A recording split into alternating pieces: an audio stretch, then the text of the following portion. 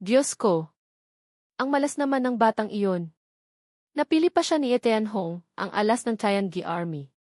Narinig ko, ang mga tagapamahala na sinanay niya, wala pang 3 bahagi ang nabubuhay. Mukhang kulang na talaga sa tao ang imperyo, pati siya ipinadala pa. Nga pala, ano ba talaga ang cultivation level ni Tianhong ngayon? Pakiramdam ko parang martial saint siya, pero parang hindi rin. Tama ang pakiramdam mo. Ang kanyang pisikal na katawan ay umabot na sa pagiging saint. Sa katunayan, mayroon na siyang 3 divine soul clones. Diyos ko! 3 divine soul clones. Gaano ba talaga siya kalakas? Dinala ni Tianhong si Yiming sa isang lugar. Senior Ye, bakit tayo narito? Ito ang lugar kung saan ka mag-ensayo sa susunod na mga araw. Ang iyong kasalukuyang kakayahan ay hindi karapat-dapat para personal kitang turuan. Kapag nalampasan mo ang yugtong ito, saka kita tuturuan ng mga tunay na bagay. O haha! Magsikap ka! Ang bato sa malapit ay dahan-dahang gumagalaw. Unti-unti itong nag-anyong isang taong nakatakip ang mukha. Ako si Dizang. Susunod, tuturuan kita ng mga paraan ng pagtatago. Diyos ko! Ang lapit niya sa akin, pero hindi ko man lang siya naramdaman. Kung gusto niya akong patayin, 100 beses na siguro akong namatay. Susunod, 1 beses ko lang sasabihin. Kung gaano karami ang matatandaan mo ay depende na sa iyo. Para sa ating mga martial artists, maraming paraan ng pagtatago. Kung naunawaan mo ang transformation technique, mas madali pa. Ngunit ang mga iyon ay panlabas lamang, maaari lamang makalinlang ng mata, hindi ng pandama o kahit ng divine sense. Limitado ang paggamit nito. Ang pinakamahalaga sa pagtatago ay ang gawing isa ang sarili sa kapaligiran. Kaya kailangan mong gamitin ang lahat ng paraan na maaari mong samantalahin. At saka, hindi dapat magpakita ng killing intent. Halimbawa, ang ritmo ng paghinga, tibok ng puso, daloy ng yuan-ki sa katawan, lahat ay kailangang kontrolado. Sa ganoong paraan, kahit napakalapit mo pa sa kalaban, hinding-hindi ka nila mapapansin. Siyempre, ang mga ito ay madaling sabihin ngunit napakahirap gawin. Sa iba't ibang kapaligiran, iba rin ang mga paraan na maaaring gamitin. 5 oras ang lumipas, lahat ng sinabi ko, natandaan mo ba? Sa totoo lang, kahit gusto mo pang magtanong, ayoko nang sumagot. Ang mga nilalaman na itinuro ninyo, Senior, sa loob ng 5 oras na ito, natandaan ko pong lahat, walang kulang ni isang salita. CJ, kung gayon, ituturing kong natandaan mo na. Susunod, subukan natin sa praktikal. Sa isip ni Dizang, hindi kulang ni isang salita. Ang galing naman magsinungaling ng taong ito. Sa loob ng susunod na 3 araw, walang pagod na itinuro ni Dizang kay Yiming ang mga paraan ng pagtatago. Halos hindi binibigyan si Yiming ng anumang oras para magpahinga o magnilay. Si Yiming naman ay walang reklamo, seryosong pinag-aaralan ang lahat. Ang mga sinabi ko, natandaan mo bang mabuti? Tinuruan ko siya ng tuloy-tuloy sa loob ng 3 araw at 3 gabi. Ang dami at detalyado ng itinuro ko. Hindi ako naniniwalang wala pa rin siyang tanong. Naalala ko na po lahat, Senior. Kumpara sa napakahirap unawaing Xuantian by this word art, ang mga teknike na ito ay hindi talaga mahirap. Ang kailangan tandaan ay hindi kasing dami ng sa inyang sect. Sigurado kang wala kang gustong itanong sa akin. Kahit magtanong ka pa, hindi ko rin sasagutin. Sinabi niyo po, Senior, na 1 beses niyo lang ituturo. Paano ko po kayo tatanungin? At saka talagang natutunan ko na po lahat. CJ, kung gayon, magsisimula na ang pagsusulit. Susunod, bibigyan kita ng 15 minuto. Kailangan mong gamitin ang lahat ng paraan para magtago sa loob ng 100 milyang kagubatan na ito. Ako naman ay buong lakas na hahanapin ka. Kung sa loob ng 1 oras ay mahanap kita, hindi ako magdadalawang isip na patayin ka. Kahit ayaw kitang patayin, kailangan kong gawin ng totoo. Ngayon, magsimula na ang pagsusulit. Agad na lumipad si Yiming. Sa ganitong kagubatan, napakahirap humanap ng mapagtataguan. Kahit mayroon man, madali itong mapansin. Para magtago, ang pinakamagandang pagpipilian ay sa ilalim ng lupa. Inilabas ni Yiming ang kanyang Earth Escape Shuttle, agad dumalon dito at pumasok sa ilalim ng lupa. 15 minuto na ang lumipas. Ngayon, dapat na kitang hanapin. Agad kumilos si Dizang, hinahanap si Yiming. Gumagalaw siya sa paligid, hinahanap ang bakas. Magaling na bata. Ang mga bakas ay maayos ding nalinis. Hindi lang mga yapak at amoy, pati ang mga bakas ng Yuan-Ki wave na naiwan sa hangin ay nabura. Talagang natandaan niya lahat ng itinuro ko. Biglang natigilan si Dizang. Kung ganyan ang ipinapakita mo, ituturing na rin kitang isang karapat-dapat na kalaban na seryosohin. Kung ako ikaw, sa ganitong sitwasyon, kung kailangang magtago, tiyak na pipiliin ko ang ilalim ng lupa. Ang espada ni Dizang ay tumusok na sa harap mismo ni Yiming. Hoy! Kung ako siya, hindi lang ako pipiliing magtago sa ilalim ng lupa, kundi susundan ko pa siya mula sa ilalim, magtatago sa pinakamalapit na lugar sa kanya. Sa huli, ang pinakapanganib na lugar ang pinakaligtas. Hindi kaya. Kahit nagtago siya sa ilalim ng lupa, hindi niya piniling sundan ako, bagkus ay nagtago sa ibang lugar. Kung gayon pipilitin kitang lumabas. Patuloy na umatake si Dizang sa lupa. Sunod-sunod na pagsabog ang maririnig.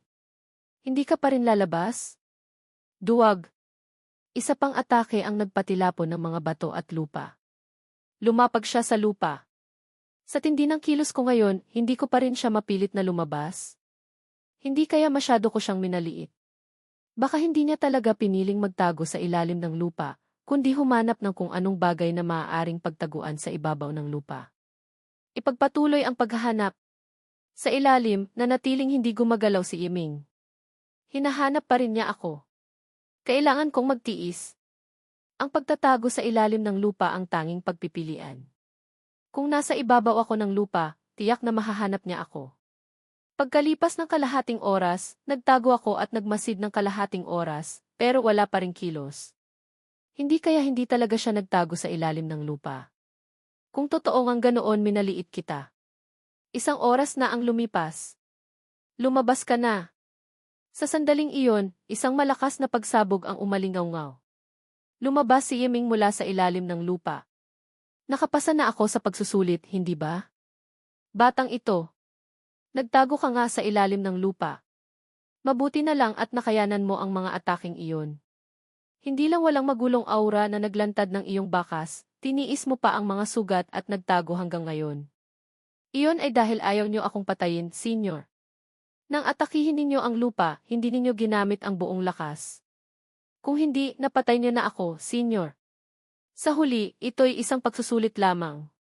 Siyempre, kung talagang napilit kitang lumabas, hindi ako magdadalawang isip na patayin ka. Maligayang pagbati, nakapasa ka sa pagsusulit. Ito ang iyong guangrong karangalan, Glory. Itago mong mabuti. Pagkasabi nito, agad siyang umalis. Guangrong. Magaling ang batang ito. Nakuha pa niya ang papuri ni Dizang. 100 taon na siyang hindi pumupuri ng kahit sino. Senior, maaari bang huwag kang biglang susulpot? Hindi kailangang manakot ng ganyan. Hoy bata, tigilan mo na ang pagpapanggap sa harap ko. Kasasabi pa lang noon, lumitaw na si Tianhong sa likuran ni Yiming. Ang bagal ng reaksyon mo. Bago ka pa makapagsalita, kaya na kitang patayin. Noong naglalaro ako ng ganito, wala ka pa sa mundong ito. Ayoko nang makipagtalo sa iyo. Ang batang ito, maganda ang potensyal. Sinabi ng nasa itaas na hubugin siyang mabuti. Gusto ko pa naman ang mga mag-aaral na may magandang potensyal. Hindi bababasa. Ang ganoong klase ay maaaring mabuhay ng ilang araw sa ilalim ng aking mga kamay. Ngunit hindi ito nangangahulugang matututunan mo ang aking assassination techniques. Hindi naman siguro baliw ang isang ito. Tigilan mo na ang pagyayabang. Ilang araw lang, natutunan na niya ang lakas ni Dizang. Ikaw ba, mas malakas ka ba kay Dizang ng ilang bahagdan? Ganoon ba? Senior Yi, maaari bang bawasan mo ng 2 salita ang sinasabi mo? Nang aakit ka ng kaaway para sa akin. Sa madaling salita, naihatid na kita. Ang natitira, alam mo na ang gagawin. Batang ito. Napakagaling mo. Pati ang demonyong si Tianhong ay napansin ka. Ngunit hindi ito nangangahulugang matututunan mo ang aking assassination techniques. Ang mga paraan ng pagpatay ay marami, lason, saksak, pagkulong, paggawa ng patibong, at Susunod, dahan-dahan kitang tuturuan ng bawat isa. Ngunit isang beses ko lang ituturo. Kung matututunan mo o hindi, depende na sa iyo. Pagkalipas ng 3 araw, sa loob ng 3 araw na ito, naipasa ko na ang lahat ng aking kaalaman. Kung gaano karami ang natutunan mo, depende na iyon kung makakaligtas ka sa pagsusulit. Senior Gacy. Yung kutsilyong iyon. Hindi ba't nilagyan nyo na ng lason? Siyempre mayroon akong lunas. At saka huwag mo akong putulin kapag nagsasalita ako. Oh. Susunod, ang aking martial ancestor clone ay maglilibot. Anumang oras, hahanap ako ng pagkakataon para patayin ka.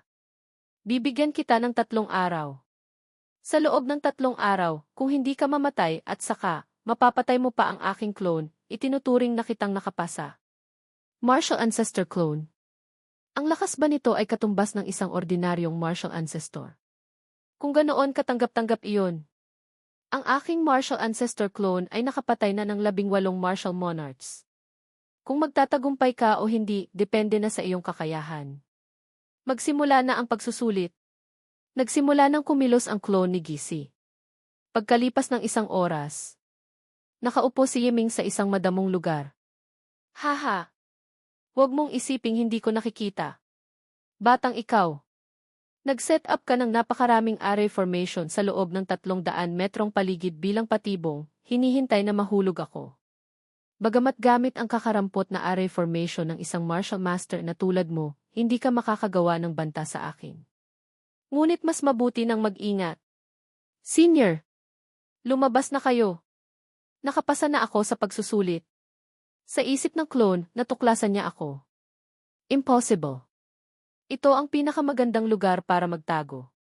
Gamit ang aking movement technique, kapag nagtago ako, hinding-hindi niya ako makikita. Niloloko ako ng batang ito. Hindi kaya iniisip niyang niloloko ko siya. Senior! Marahil minamaliit ninyo ang aking array formation. Ang array formation na in-set up ko ay hindi ganoon kadaling makita. At saka, ang mga halaman na ginamit ninyong pagtaguan ay sadyang iniwan ko para sa inyo. Iyon ang array na ginamit para akitin kayong magtago. Nagulat ang clone at sumigaw, ano? Pagkatayo pa lang niya, isang kidlat ang bumagsak na nagpasigaw sa clone ni Gacy sa sakit. Batang mapanlin lang. Hindi kita patatawarin. Pasensya na, Senior Gacy. Huwag mong maliitin ang iba. Ngayon, mamamatay ka na. Hindi tulad ninyo, Senior, hindi ko kailanman minaliit ang inyong lakas. Sumusugod ang clone ni Gacy nang bigla siyang natigilan nang makita ang isang bagay na hindi gumagalaw. Bear seal hand. Lintik. Natalo pa ako. Ang clone ni Gacy ay natalo na. Haha. Gacy. Gacy. Ang clone mo, hindi man lang nabuhay ng 1 oras, pinatay na ng iba. Talagang pinagtatawanan kita hanggang mamatay. Nagpakita na si Gacy. Ito'y isang aksidente lamang. Hahaha. Ito pa ang nagbigay sa kanya ng 3 araw na palugit. Ang resulta, 1 oras lang, naresolba na siya ng iba. Sinasabi mo pang paglalaruan mo hanggang mamatay si Yiming. Tunay ngang ito ang pinakanakakatawang biro na narinig ko sa buong buhay ko. Ikaw. Iyon. Senior Gacy. Ang pagsusulit ko. Ese. Ituring mo nang nakapasa ka. Tinitigan ni Yiming ang bagay na ibinigay ni Gacy. Malanding bagay. Yi Tianhong. Tumawa ka lang. Maaga o huli, babawiin ko ang galit na ito. Napakagaling mong ginawa. Si Gacy na iyon, maraming taon nang hindi natatalo. Nagulat at natakot si Tianhong, may naramdaman. Haha. Yiming. Susunod, dapat na ang bagong guro naman ang magturo sa iyo. Ang pangalan niya ay Divine Poison Maiden. Minsan nang nakalaso ng Divine Soul ng higit sa 1 beses. Hindi ko na kayo istorbohin pa. Mauuna na ako. Hindi pa man siya nakaalis, isang sinag ng liwanag ang lumitaw. Yi Tianhong. Hindi ba't sinabi mong ipapakilala mo sa akin ang isang bata? Bakit umalis ka na? Sa sandaling iyon, mula sa loob, isang babae ang dahan-dahang lumabas. Ang anak ko narito ba? Yi Tianhong. Ang anak ko. Nasaan ang anak ko? Ito. Ito po ang anak na matagal ninyong hinahanap ng maraming taon. Tingnan ninyo siya. Napakakisig. Anak. Anak ko. Si nanay nahirapan akong hanapin ka. Senior Yi, ano po ang nangyayari dito? Ha? Tumakas na. Anak ko. Pumayat ka. Bakit hindi ka kumakain ng marami? Siguradong dahil wala si nanay sa tabi mo kaya walang nag-aalaga sa iyo, tama? Sa isip ni Yiming, ang babaeng ito napakabango. Sobrang bango. Ngunit ang amoy na ito nagbibigay sa akin ng pakiramdam ng matinding panganib. Para bang anumang oras, maaari akong matunaw at maging isang tumpok ng likido. Kaya pala tumakas si Etienne Hong. Kung alam ko lang na ganito kapanganib ang guro na ito, tumakas na rin sana ako. Senior. Hindi po ako ang inyong anak. Ang pangalan ko po ay Yiming. Ako po ang inyong mag-aaral. Agad binitawan ng babae si Yiming. Magaling. Batang patay. Iyang si Etienne Hong, pagkakita pa lang kay nanay ay tumakbo na. Ikaw naman, mas malupit ka pa. Pati si nanay hindi mo na kinikilala? Phew phew phew. Hindi po. Talagang hindi ko pa kayo nakikita dati. Sinabi po ni Senior Yen na ang pinuno ninyo ang nagsabi sa inyong turuan ako. Ang pinuno? Ah, ganoon ba? Kung iyon ang utos ng pinuno, kung gayon, wala nang magagawa. Susunod, mahigpit kitang tuturuan. Sa isip ni Yiming, ang laki ng pagbabago ng ugali.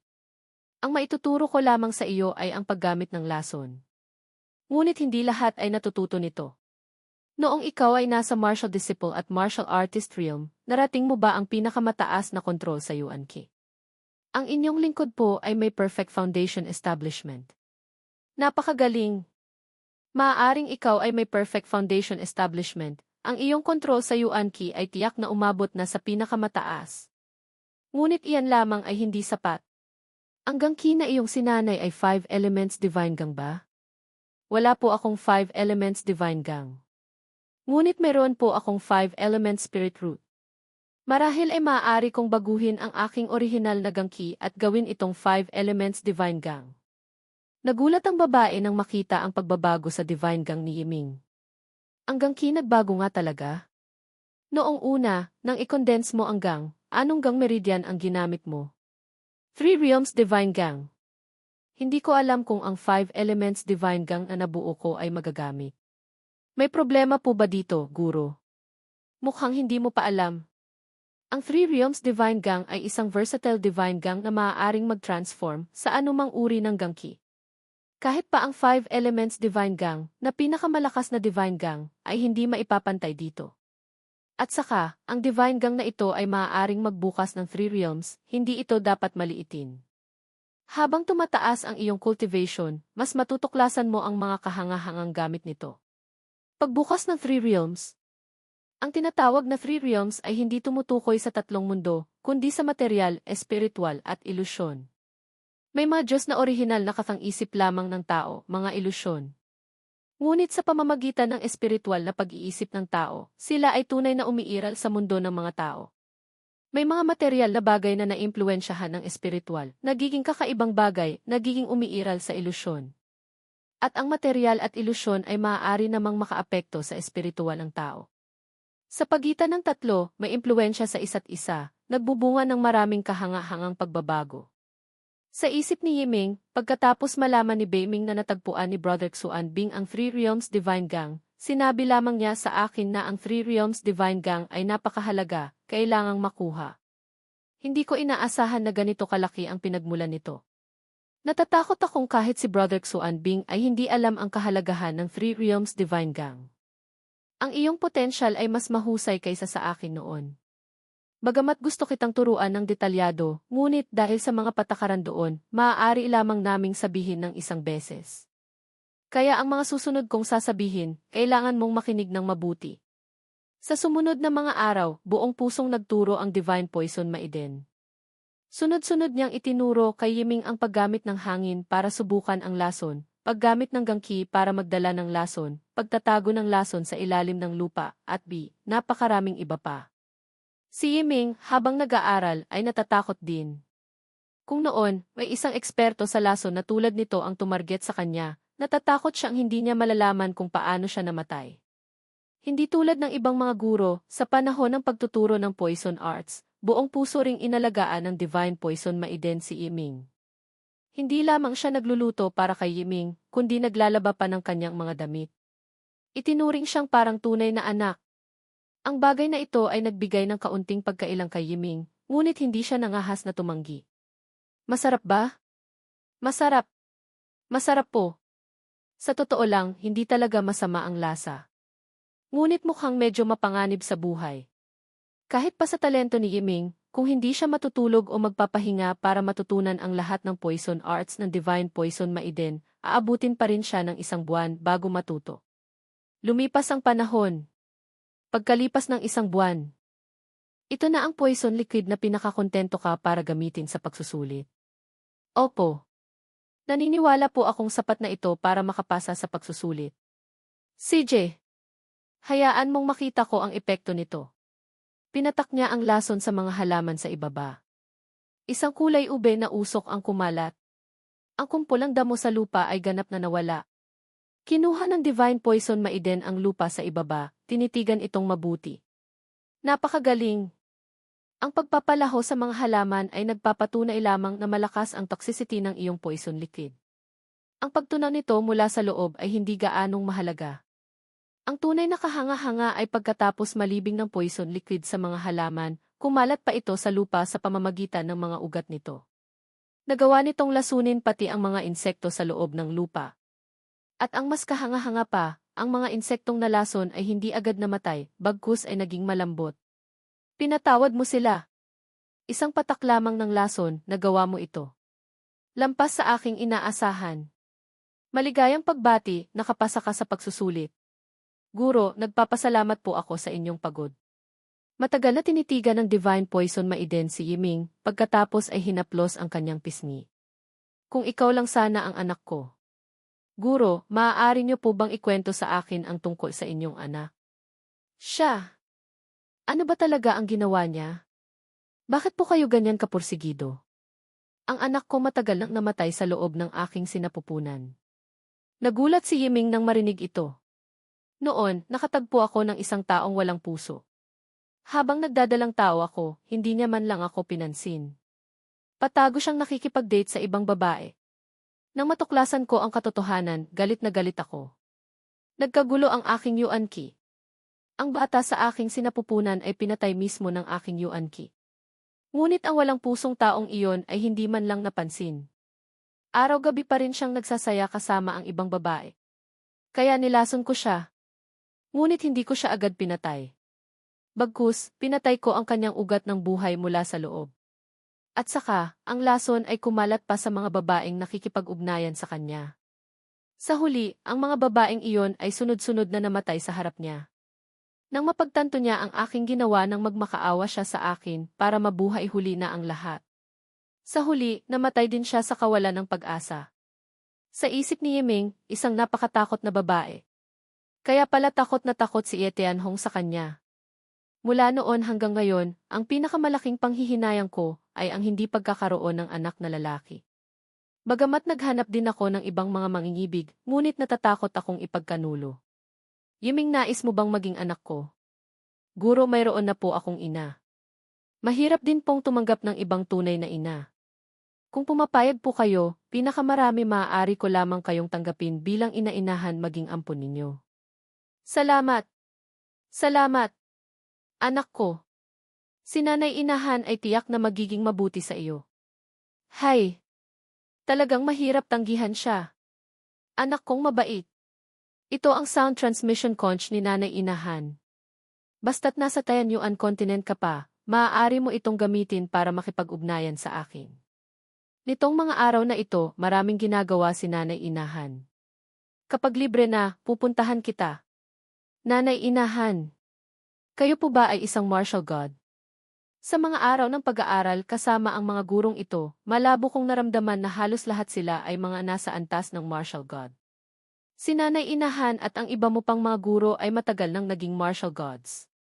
Kung hindi, paanong magkakaroon kami ng kwalifikasyon na tumulong sa Great Emperor? Gaya ng inaasahan. Anak kong mabait. Ang pintuan ko ay nalampasan mo na. Susunod, may isa pang pintuan na naghihintay sa iyo. Bagamat sa iyong potensyal, marahil ay wala. Ngunit ang taong iyon ay siksyasanlan.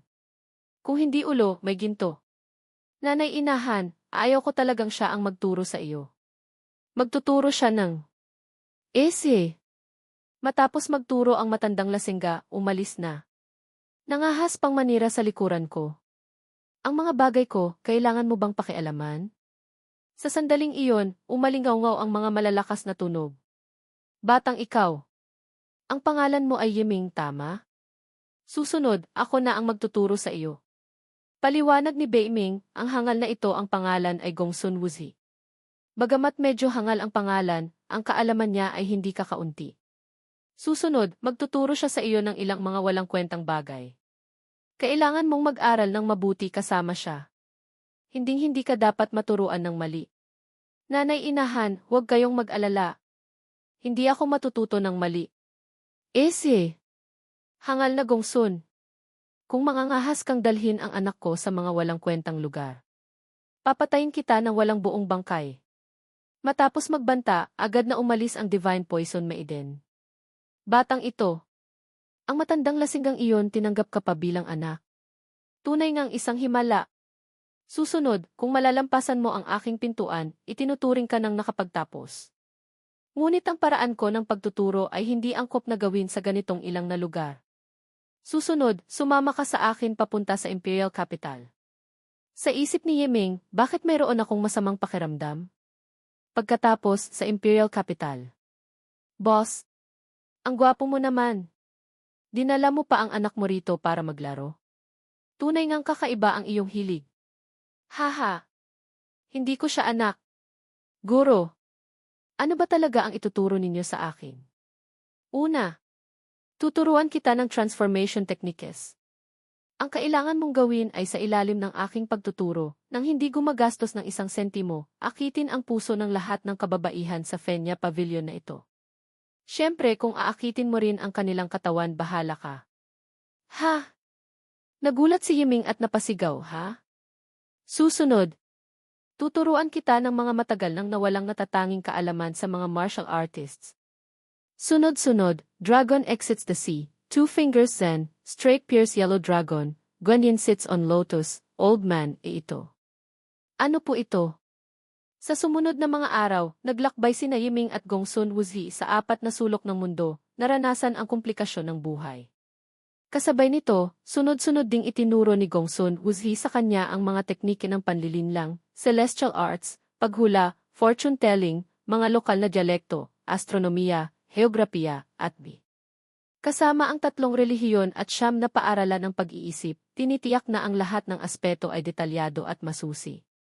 Nagawa nitong maramdaman ni Yiming sa unang pagkakataon na kung pag-uusapan ang lawak ng kaalaman sa mundo, natatakot siyang walang sinuman ang makakapantay kay Gongsun Wuzi.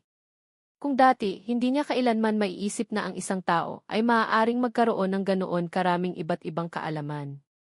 Pagkalipas ng 3 buwan, sa loob ng 3 buwan na ito dinala kita para maranasan ang init at lamig ng damdamin ng tao.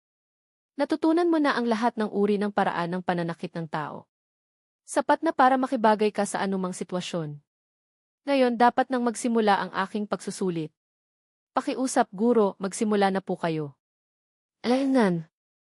Pansamantala, wala akong maisip na iba. Susuriin ko na lang ang iyong kaalaman sa panitikan.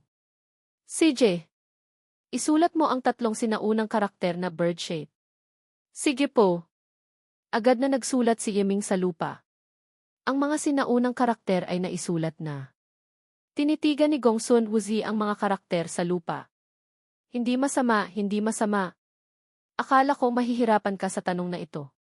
Hindi ko inaasahan na natandaan mo pa ng mabuti. Tunay ngang isang henyo. Maligayang pagbati. Nakapasa ka sa pagsusulit. Ang natitira ipapaubaya ko na kay Tianhong. Kailangan ko nang umalis? Ha? Hindi ko rin alam kung ano ang silbi ng bagay na ito. Yiming. Batang ikaw. Hindi ka masama. Ang 4 na guro ay lubos na nasisiyahan sa iyo. Susunod mayroon kang 2 pagpipilian. Manatili sa Azure Dragon Academy, mag-aral ng mas malalim. Ngunit kailangan kong sabihin sa iyo ang mga bagay na itinuro ng 4 na guro sa Azure Dragon Academy, walang sinuman ang makakagawa. Sa isip ni Yiming, tunay nga, 4 na martial gods na tumulong kay Azure Dragon Great Emperor bilang mga guro. Kahit pa ang pinakamahuhusay na mag-aaral ng Azure Dragon Academy ay hindi magkakaroon ng ganitong pribilehiyo. 2. Ang Vermilion Bird Crown Prince, si Adventstai, kalahating taon na ang nakalilipas, ay nagdeklara ng digmaan laban sa ating Suantayan Great World. Napagpasyahan naming ipadala ka para makapasok sa Vermilion Bird Empire, mag-imbestiga ng impormasyon. Kung maaari, kailangan mong makakuha ng mataas na posisyon sa loob ng Vermilion Bird Army. Pagkatapos, alamin ang mga kilos ng Vermilion Bird Army. Nagulat si Yiming, ngunit pagkatapos ay napangiti. Pinipili kong pumunta sa Xuanchayan Great World. Kailangan ko bang pumili? Napakagaling. Ang natitirang kalahating taon. Manatili ka muna sa Azure Dragon Academy. Lahat ng lugar sa loob ng akademiya ay bukas para sa iyo. Nakausap ko na sila. Saan man gusto mong pumunta, walang mangangahas na humadlang sa iyo. Paalam dito. Lanhei. Sa wakas, dumating na ang pagkakataon. Malapit na. Pupunta ako sa Xuanchayan Great World para hanapin ka.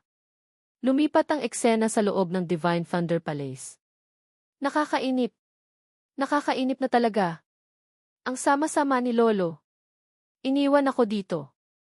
Araw-araw kain tulog lang. Sobrang boring. Ek. Hindi ba masarap ang luto namin? Pasensya na po, ate. Hindi namin kayo napagsilbihan ng maayos. Huwag po kayong magalit. Nagulat si Ruxui nang marinig ito. Huwag. Huwag kang umiyak. Masarap ang luto ninyo. Hindi ninyo kasalanan. Huwag ka nang umiyak. Si ate ang may kasalanan. Lahat kasalanan ni Lolo. Siya ang masama. Iniwan ako dito tapos hindi na pinansin. Hahanapin ko siya. Agad na lumipad si Ruxu. Samantala, sa loob ng Azure Dragon Academy. Dahil ako ay isang mag-aaral sa espesyal na klase, ang ibang mga klase ay hindi ako maaaring tanggapin. Ngayon, itinuturing akong isang malayang tao. Ang antas ng mga klase sa Azure Dragon Academy ay pinangalanan gamit ang Tiyan, Di, Xuan, Huang, Langit, Lupa, Misteryo, Dilaw, at ang 60 Heavenly Stems at Earthly Branches, may kabuang 240 na klase. Bawat klase ay may mahigit 300 tao. Siyempre, pagdating ng panahong ito sa susunod na taon, karamihan sa mga tao ay aalisin na sa akademiya. Pagkatapos, papalitan sila ng mga bagong pasok na mag-aaral. Dahil sa ganitong kabilis na pagpapalit, kaya napapanatili ng Azure Dragon Academy ang mataas na kahusayan sa paglikha ng mga talento. Bawat taon, naglalabas sila ng malaking bilang ng mga walang kapantay na henyo.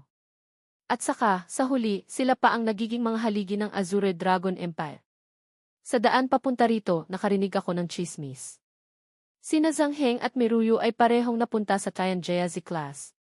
Maliban sa espesyal na klase, iyon ang nangungunang klase. Hindi masama. Susunod hahanapin ko sila. Sa sandaling iyon, sa training grounds ng Tianjia-zi class. Si Zhang Heng ay tinamaan ng isang tao at tumilapon, sumusuka ng dugo. Isang malakas na pagsabog ang umalinggaw, nagkabitak-bitak ang pader. Nag-aalalang sumigaw si Miruyu, Zhang Heng. Sister-in-law. Pasensya na. Baka hindi na kita maprotektahan pa. May kasalanan ako kay boss. Huwag ka nang magsalita. Sapat na ang ginawa mo. Hindi ka sisisihin ni Yiming. Isang tao ang dahan-dahang lumapit, sa likod niya ay may 3 pang kasama. Haha. Sa kakarampot na lakas na ito, nangangahas ka pang lumaban sa akin, si Feng Wuxiang. Ruyu. Nakalipas na ang halos kalahating taon.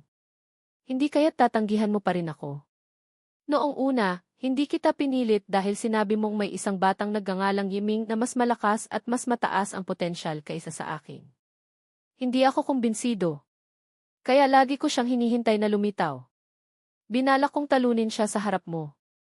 Ngunit ngayon, haha, halos kalahating taon na. Yung Yiming na iyon, hindi pa rin lumilitaw. O siya ay isang duwag na hindi nangangahas kumilos laban sa amin, mga prinsipe. O nagsinungaling ka lang. Para lang tanggihan ako, Prince, naghanap ka lang ng dahilan. Feng Wuxiang. Kung makikita mo siya, magsisisi ka sa iyong kahangalan. At saka hindi mo dapat sinaktan si Zhang Heng. Si Zhang Heng ang disipulong pinapahalagahan ni Yiming. Hindi kanya palalampasin. Ha ha ha. Ako, isang marangal na prinsipe ng Azure Dragon Empire. Matatakot ba ako sa isang hamak na walang pangalan? Huwag mo nang patagalin pa ang oras ko. Ang pasensya ko ay ubus na. Simula ngayon, magiging laruan ka na ng prinsipeng ito. Ito ay isang karangalan para sa iyo. Sa panaginip mo. Demon Fox Scripture.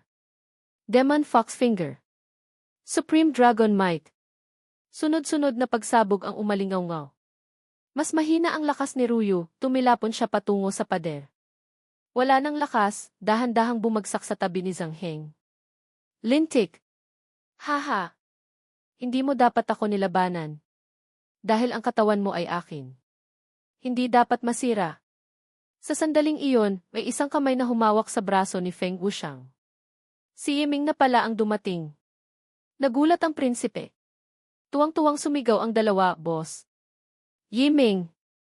Ikaw! Patay ka na! Piniga ni Yiming ng mahigpit at binali ang braso nito. Napasigaw si Feng Wuxiang sa sakit. Ang kamay ko. Agad sumugod ang tatlong kasama. Naghahanap ng kamatayan. Hinila ni Yiming ang braso at inihagi si Feng Wuxiang papunta sa tatlong sumusugod. Tinamaan ang unang sumugod. Pagkatapos, tinipon ni Yiming ang kidlat sa kanyang kamao. Binigyan ang pangalawa ng isang suntok sa tiyan. Sumuka ito ng dugo at tumama sa pader. Ang pangatlo ay nag-teleport sa likuran ni Yiming. Ngunit binigyan din siya ni Yiming ng isang suntok na nagpayupi sa kanyang mukha. Sa sandaling ito, sumigaw si Feng Wuxiang, nagpakawala ng Supreme Dragon Might. Agad inilabas ni Yiming ang Xuan Chen Sword. Isang hiwa lang. Yin Yang Caught. Ang umaatungal na dragon na papalapit ay ganap na naglaho matapos ang isang hiwa. Ano? Ang aking Supreme Dragon Might nasira. Ginamit ni Yiming ang Heavenly Killing Steps at sumugod. Tinipon ang lakas.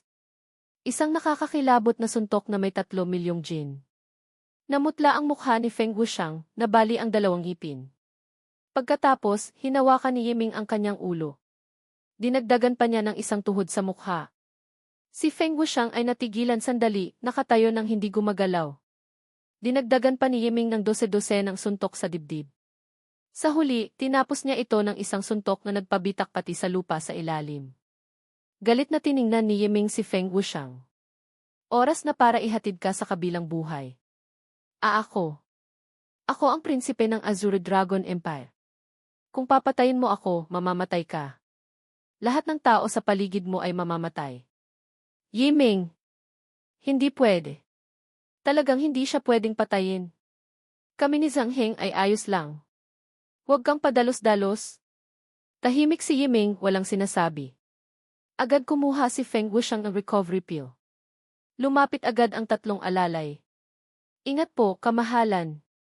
Huwag po kayong gagalaw ng basta-basta, baka lumala ang sugat. Ha ha ha. Ikaw pala yung Yiming na iyon, ano?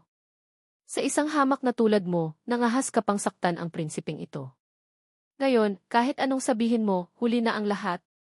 Saka, kung hindi lang dahil sa sandaling hindi ako nag-ingat kaya mo ako nagawang sorpresahin, mananalo ka ba sa akin? Ganoon ba? Ayon sa mga alituntunin ng Azure Dragon Academy, sa pagitan ng mga mag-aaral, maaaring magmungkahi ng Loi Dai battle. Sa Loi Dai, kahit may mamatay pa, hindi ito ituturing na anuman. Nangangahas ka bang tanggapin ang aking hamon? Ha ha ha. CJ. Ituring mong may tapang ka. Tinatanggap ng prinsipeng ito. Pagkalipas ng 3 araw, magkita tayo sa Loi Dai. Masamang tumingin si Yiming sa kanya, pagkatapos ay lumingon kay Ruyu. Matagal na tayong hindi nagkikita. Esan. Iyon. Maaari ba nating bitawan muna ang ating mga kamay? Hindi magandang tingnan kung mananatili tayong ganito. Pasensya na. Sandaling hindi ko napansin. Boss. Kuya. Mamaya na kayo maglandian. Malapit na akong mamatay sa sakit dito. Ikaw lang ang madaldal. Ah, huwag mo nang sipain pa. Kapag sinipa mo pa, mamamatay na talaga ako. Pagkatapos, sa dormitoryo ni Zhang Heng. Sa totoo lang hindi ko talaga inaasahan sa lakas ninyong dalawa, nagawa pa rin kayong bulihin ng kapwa mag-aaral. Ang mga mag-aaral ng Azure Dragon Academy tunay ngang napakataas ng antas. Wala kaming magagawa. Sa huli, dito nagtitipon ang mga henyo at puwersa mula sa iba't ibang panig ng Azure Dragon Empire. Kahit ang ilang mga mayayaman na anak ng mga maharlika ay mas mataas pa ang talento kaysa sa mga disipulo ng Divine Land. Bagamat nagsikap kaming mag-cultivate ni Miruyu at naging Grand Martial Masters, nasa top 50 lang kami. Ang kanilang mga realm nalampasan na nila pati ako. Huwag kang mawala ng pag-asa. Ang mga teknike na inyong sinasanay ay parehong God-level teknikes. Basta't magpatuloy kayong magtiyaga, darating ang araw na magiging malakas din kayo. Ang mga taong iyon, pansamantalang mas malakas lang sila sa inyo, hindi nito pinapatunayan na mas maganda ang kanilang potensyal kaysa sa inyo. Baka sila ay nakatanggap ng espesyal na pagsasanay noon, mas mahusay sa pagpatay. Yiming! Yung si Feng Wuxiang, isa siyang prinsip. Hinamon mo siya, magkakaproblema ka ba? Hindi naman ako natatakot na hindi mo siya matalo. Nag-aalala lang ako na gagamitin niya ang kanyang pagiging prinsipe para gumawa ng mga maduming paraan. Huwag kang mag-alinlangan. Alam niyang hindi niya ako kaya sa lakas, kaya tiyak nakikilos siya ng patago. Posible pang magpadala siya ng malakas na tao para patayin ako. Ngunit ano naman gayon? Sa totoo lang, inaabangan ko pa nga siyang kumilos. Natanga si Ruyo nang marinig ito. Inaabangan na mapatay? Si boss. Hindi kaya natakot siya nang marinig ang pagiging prinsipe ni Feng Wuxiang kaya nabaliw na? Sa madaling salita, hindi niyo kailangang mag-alala para sa akin. May sarili akong paraan para harapin ito. Sa isip ni Yiming, kung aalisin ko ang selyo ng aking True Dragon Physique, kahit pa martial ancestor ang kaharap ko, kung hindi man makipaglaban, hindi bababa sa pagtakas ay walang problema. Sa sandaling iyon, isang tawag ang umalingaw-ngaw, Lolo. Biglang bumukas ang pinto. Tumakbo si Ruxui at yumakap kay Yiming. Lolo! Na-miss kita. Walang lolo sa tabi ko, araw-araw na nabubuhay sa Divine Thunder Palace, sobrang boring talaga. Lolo! Magsabi ka ng totoo. Hindi kaya tinuturing mo talaga akong baboy na pinapakain? Sino ba ang tumuturing sa iyong baboy na pinapakain? Sinong baboy ang may ganyang karaming dalaga na nag-aalaga? At saka kailangan mo akong tawaging iyong master. Ngunit lolo, pinapakain mo lang ako tapos pinapatulog. Hindi mo ako pinapalabas? Hindi ba tiyon ay pag-aalaga ng baboy? Sa isip ni Zhang Heng, sino ang babaeng ito? Ang ganda. Mukhang katulong na inaalagaan ni Yiming dati. Ang relasyon ng katulong at young master ay laging malabo. Tiyak na may nangyari na sa dalawang ito dati. Napansin ni Ruxu si Naruyo at Zhang Heng.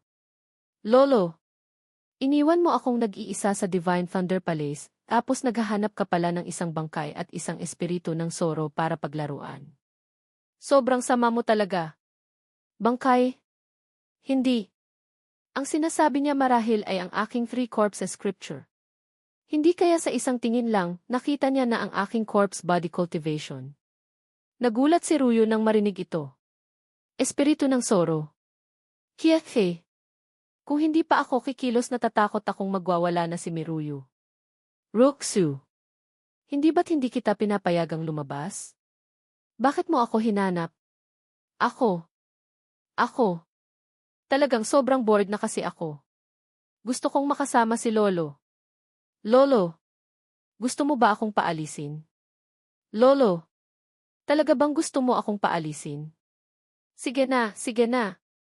Naglakbay ka ng ganito kalayo para lang makita ako. Hindi ko rin naman kayang pabalikin ka. Ang mahalaga, kahit gusto ko mang paalisin, wala akong lakas para gawin iyon.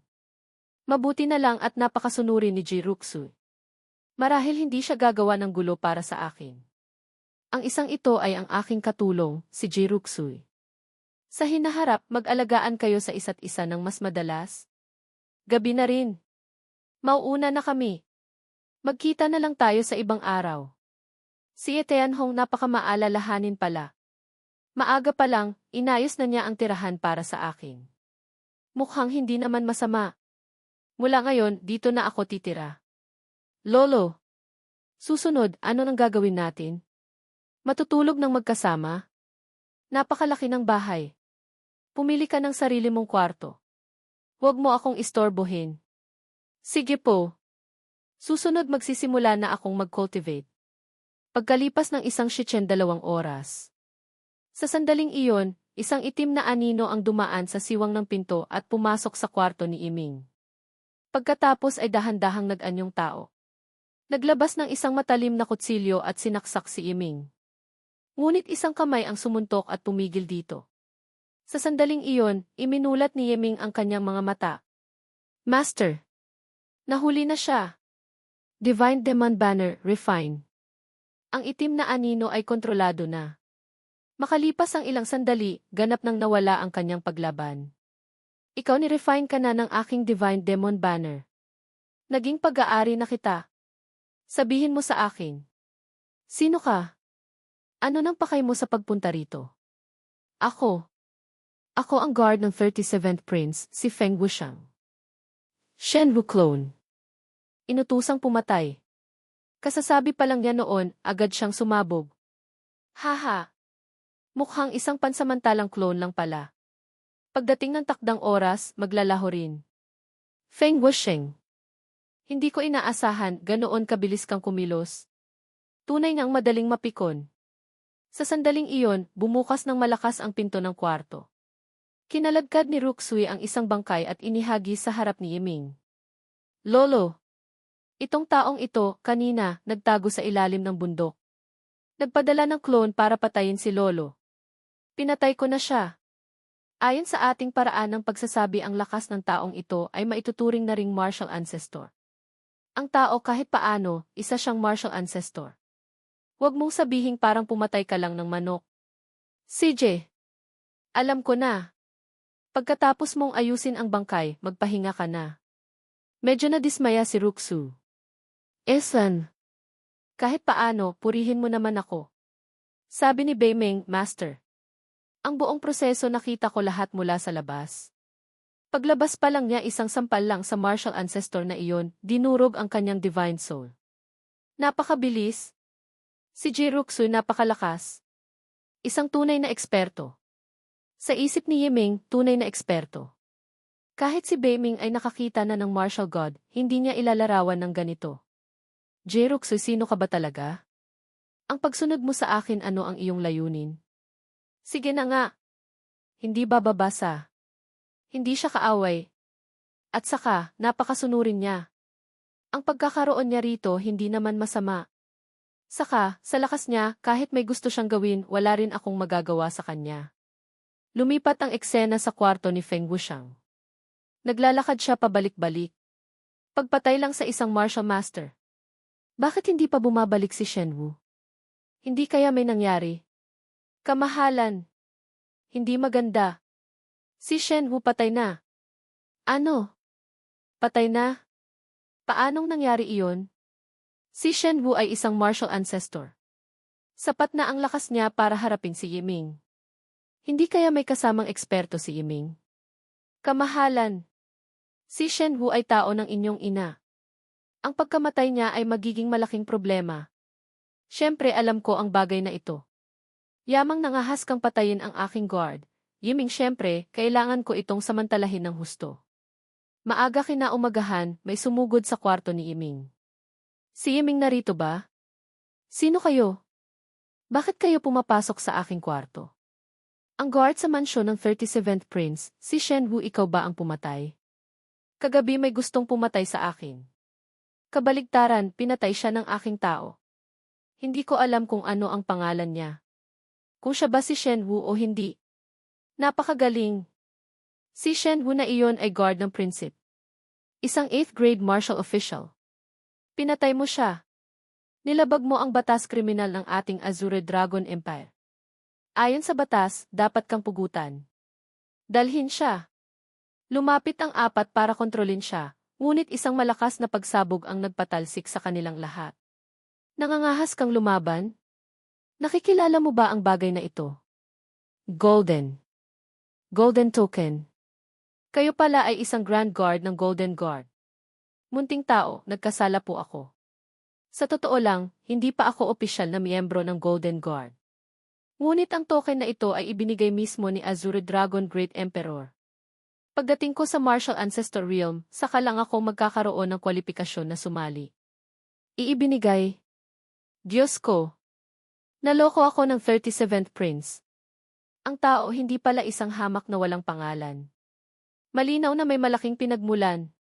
Sa harap ng taong hindi nagsasabi ng mga pahiwatig, hindi mo ba akalaing hindi ko alam na si Feng Wuxiang ang gustong humarap sa akin? Bumalik ka at sabihin mo sa kanya. Sabihin mong tigilan na niya ang mga mumunting laro na ito. Maging marangal siya. Hintayin niyang mamatay sa loyday. Ito. Sa tingin ko, baka hindi alam ng 37th Prince ang inyong pagkatao, Grand Guard. Ang Golden Guard hindi dapat basta-basta kalabanin. Kung hindi malaking alitan, tiyak na hindi siya makikipag-away sa inyo. Kung gayon, bumalik ka at sabihin mo sa kanya. Kung hindi pa rin siya titigil, hindi ako magdadalawang isip na makipaglaro hanggang sa huli sa kanya. Opo. Munting tao, ipaparating ko po. Umalis sila. Saka lang sumilip si Ruxu. Lolo, bakit niyo po ako pinigilang kumilos? Malinaw na kaya ko silang patayin ng direkta. Kung pinatay mo sila kung gayon, lalala na ang sitwasyon. Pagkatapos, mga pagkain at inumin ang inihanda, isang malaking handaan. Kumuha si Yiming ng isang piraso at tinikman. Ito. Ito ba ang mga pagkaing niluto mo? Ang sarap. Sa mga araw na wala si Lolo, hindi lang ako kumakain.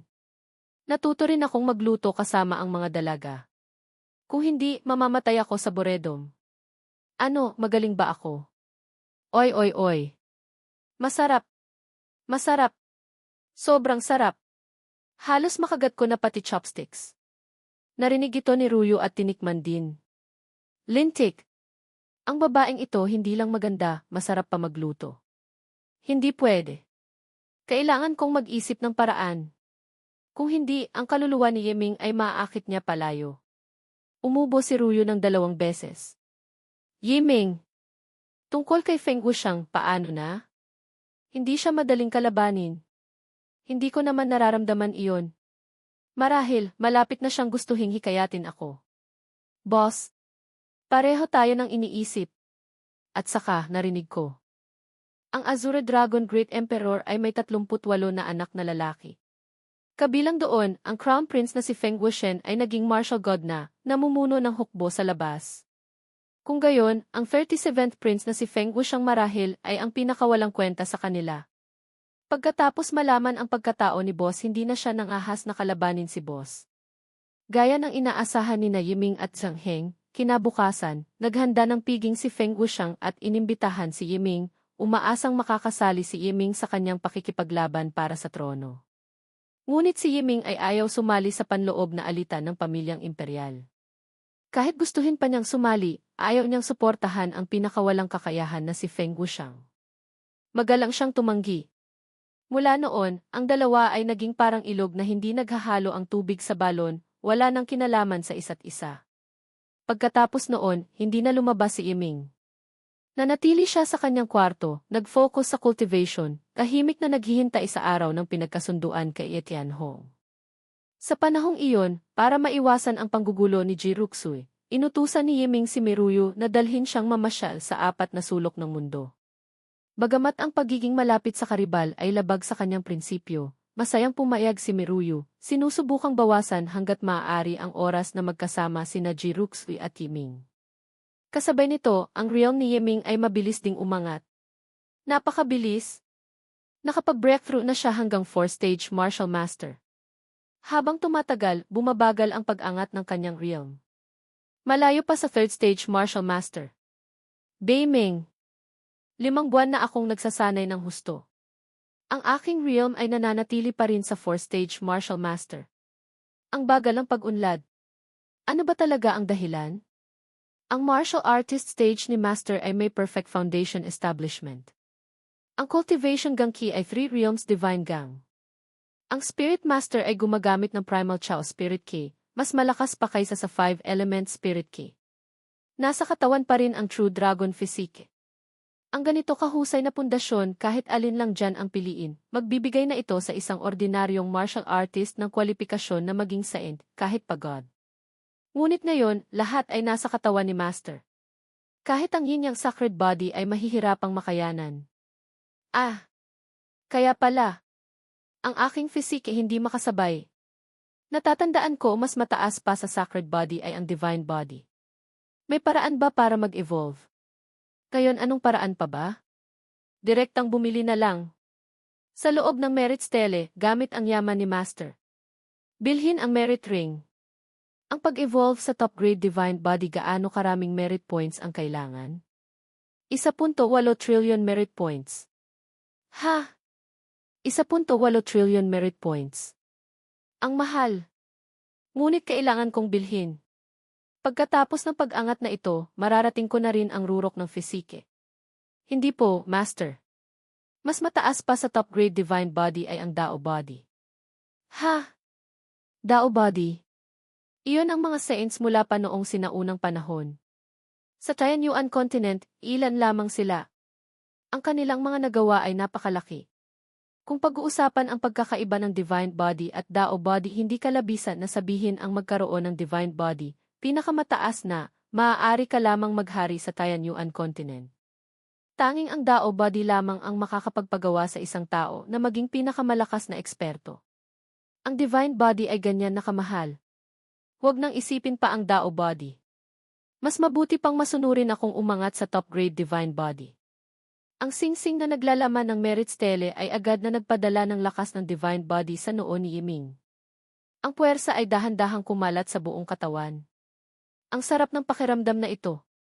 Hindi lamang nadagdagan ang lakas. Ang mga meridians at spirit apertures ay mas lumawak at tumibay. Para bang mas malakas pang puwersa kaya na ng aking katawan. Pagkalipas ng 3 araw. Kaya pala ito ang pakiramdam ng divine body. Kung sasabihin ang aking physique dati ay isang sisidlan lamang, ang lakas sa loob ay kaya lamang hanggang kalahati. Ako ngayon ay parang isang dharma kristal. Kahit gaano pa kalakas ang puwersa, kaya na ng aking katawan. Susunod ipagpatuloy ang cultivation.